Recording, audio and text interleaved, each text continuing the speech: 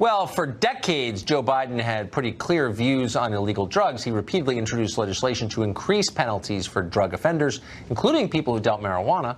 Marijuana is a harmful drug, he said, and within the past decade, he insisted it should remain illegal. Watch.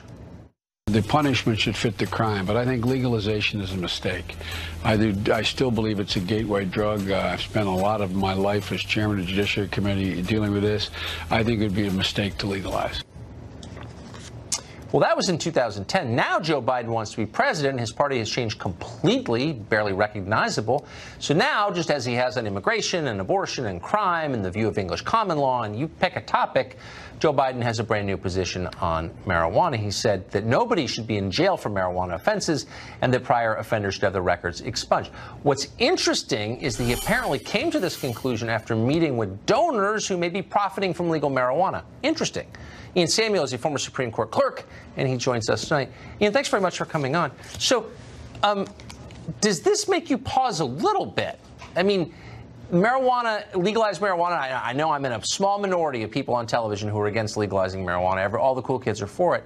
But it's presented as this kind of question of personal liberation, but it's also a major business interest. Like, there are people who are profiting from cannabis.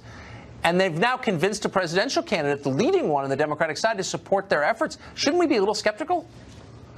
Well, I think one thing you're absolutely right about is that when you have candidates who are as donor-driven as Joe Biden, and the one thing he has always been, he's never changed his mind about, is that his donors are always right. Yes. The thing that's interesting about that is that as new industries emerge, you can expect that the new things they want to do to make money, they're going to be able to buy lobbyists too. And if they can buy a lobbyist, they can buy Joe Biden. So, I mean, I'd be more surprised if I didn't know that this is just how Joe Biden operates. I mean, the man is the senator from MBNA. What do you expect? Well, it's a very good point, except when a credit card company pays off a politician, and he's hardly the only one, I should say. There are tons of Republicans who take money from creepy big companies, too.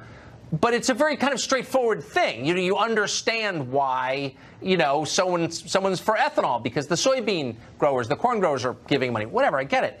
But the marijuana issue specifically is cloaked in the language of freedom and kind of coolness. And so we don't think of it as a quid pro quo, as a payoff. But that's clearly what it is. Right, and I think that to a large extent, there is obviously a real issue with the justice of people sitting in jail for these sort of nonviolent drug offenses, right? That's right. But when what you want to do is you want to go to sort of full-scale, nationwide legalization and permit businesses to get into that arena, then you have to answer. I mean, if you are, as I am, a critic of capitalism, you have to answer the question, what are we going to do when the deficiencies of capitalism are replicated in drug sales, right? And one of those deficiencies is that capitalists buy politicians, and there are other deficiencies, too, that we need to be taking seriously, even if you don't think people should be rotting in jail for marijuana offenses, which I don't. That is, and I agree with you completely. Of course, people should not be rotting in jail for marijuana possession, obviously. I agree with you completely. But the question is when politicians start pushing on their people and their populations are supposed to be representing things that don't elevate them, but instead degrade them, make them dumber, more passive.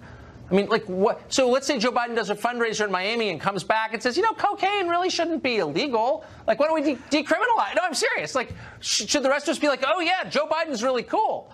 Or should we at least acknowledge that, like, he's being paid to say this? Right, and one way to sort of think about this, one analogy you might think about is what is the sort of structure of the alcohol industry in the United States, right? And because we could probably expect similar patterns because these two drugs aren't all that different, and so what you see there is about 30% of Americans don't drink at all, another 30% basically hardly ever, but the top 10% of Americans consume, and this is true, on average more than 70 drinks per week. Right? And that represents a majority of alcohol sales in the United States. In other words, booze companies, and I'm not saying you can't enjoy wine responsibly. If you can, congratulations. But booze companies make money on addicts. And I think there's every reason to believe marijuana companies are going to do the same thing. And I think that's who Joe Biden is, he's going to be happy to take that meeting. God bless you for saying that, because what you just said is absolutely true. And I just want to be clear, I don't agree with your politics on most things. But you're absolutely right to say that.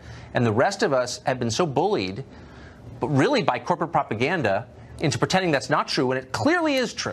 So thank you. Anyway, the truth is worth telling no matter how unpopular it is and no matter who tells it. So thank you, Ian, very much for saying that.